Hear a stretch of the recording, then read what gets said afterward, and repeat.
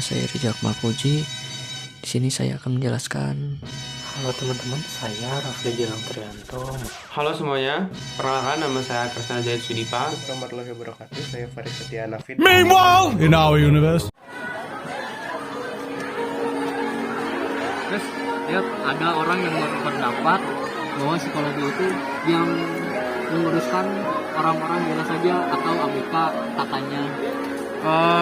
Setahu aku, aja psikologi itu emang ngurus orang-orang yang sakit jiwa atau gila. Tapi setahu aku juga ada di bidang lain psikologi seperti PIO atau HRD, klinis, sosial sama industri. Untuk selengkapnya nanti lihat di video berikutnya. Halo semuanya, perkenalkan nama saya Kresna Jahit Sudipa. Saya dari Psikologi 1A. Di sini saya akan menjelaskan sedikit sepengetahuan saya tentang psikologi di bidang industri. Nah, yang pertama itu apa sih psikologi di bidang industri? Psikologi di bidang industri ini ilmu yang mempelajari tentang sifat kerja manusia. Nah, ilmu ini lebih berfokus kepada pengambilan keputusan kelompok, semangat kerja karyawan, motivasi kerja, dan seleksi karyawan. Ada juga manfaat psikologi di bidang industri. Yang pertama itu ada membantu individu atau organisasi untuk mencapai tujuannya. Terus yang kedua ada membantu kebutuhan individu atau organisasi tersebut. Yang terakhir juga ada meningkatkan kemampuan kinerja kerja karyawan di perusahaan tersebut. Nah, salah satu contoh pekerjaan dari psikologi di bidang industri ini yaitu HRD atau yang sering kita kenal sebagai orang yang merekrut karyawan. Nah, tugasnya itu menerapkan kebijakan peraturan perusahaan. Terus ada membuat strategi perusahaan untuk karyawan. Nah, mungkin segitu dari saya. Kurang lebihnya mohon maaf. Terima kasih.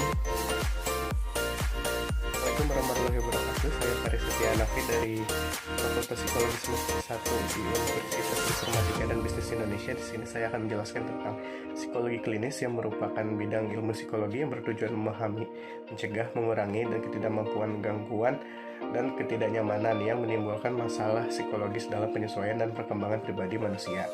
Untuk prospek kerjanya sendiri bermacam-macam, yaitu untuk memberikan pelayanan kesehatan mental di rumah sakit, seperti menjadi psikolog klinis di rumah sakit, dan juga untuk individu, untuk di masyarakat dan industri dan lain-lainnya.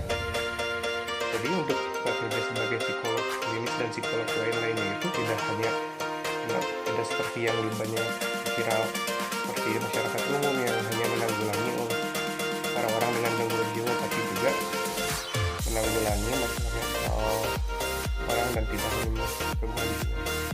Dan untuk stigma di masyarakat yang menilai bahwa psikolog itu akan bekerja di rumah sakit jiwa dan hanya akan mengurus orang-orang dengan gangguan jiwa, itu tidak benar gitu. Pekerjaan sebagai psikolog dan lulusan psikolog itu memiliki peran penting juga dalam industri, di rumah sakit, pendidikan, kan untuk di tempat segala macam. Untuk saat ini pekerjaan lulusan psikologi akan ada. Halo teman-teman, saya Rafli Gilang Trianto, mahasiswa semester 1 Psikologi di Universitas Informatika dan Bisnis Indonesia. Mungkin sebelumnya teman-teman saya udah jelasin berbagai cabang ilmu psikologi dan profesinya. Lalu selanjutnya ada psikologi sosial yang akan saya jelaskan teman-teman. Jadi psikologi sosial itu adalah salah satu cabang ilmu psikologi yang mempelajari tentang hubungan antara manusia dan kelompok pada lingkungannya yang dipengaruhi oleh perilaku manusia itu sendiri. Jadi psikologi sosial itu cakupannya luas teman-teman, ada di lingkungan keluarga, ada di lingkungan masyarakat, ada di lingkungan politik atau bernegara. Itu merupakan cakupan-cakupan dari psikologi sosial. Jadi profesi yang bisa kita ambil juga beragam teman-teman. Kita bisa kerja di salah satu LSM atau lembaga swadaya masyarakat. Kita bisa kerja di salah satu partai politik atau di sebuah anggota pemerintahan gitu teman-teman. Jadi ya psikologi sosial itu beragam, nggak hanya itu saja gitu teman-teman. Selagi ada hubungan antara manusia dengan manusia lain, ya psikologi sosial akan mempengaruhi atau akan berpengaruh gitu teman-teman. Mungkin itu saja yang bisa saya jelaskan. Terima kasih atas perhatiannya. Sampai jumpa. Maka nama saya Rizal Akmal Puji. Di sini saya akan menjelaskan apa itu psikologi pendidikan. Psikologi pendidikan adalah cabang dari ilmu psikologi yang mengkhususkan diri pada cara memahami pengajaran dan pembelajaran dalam lingkungan pendidikan. Bidang dalam psikologi pendidikan yaitu meliputi studi tentang memori, proses, konseptual, dan perbedaan individu. Dalam mengkonseptualisasikan strategi baru mengenai proses belajar pada manusia, psikologi pendidikan merupakan sebuah ilmu pengetahuan yang berdasarkan riset psikologis yang menyediakan serangkaian tahapan-tahapan untuk membantu individu melaksanakan tugasnya sebagai seorang guru dalam proses belajar mengajar secara efektif. Apa saja sih contoh psikologi di bidang pendidikan? Ya, contohnya tuh bisa menjadi guru pendamping. Nah, guru pendamping ini biasanya ada di sekolah yang sekolahnya itu mempunyai anak-anak ABK.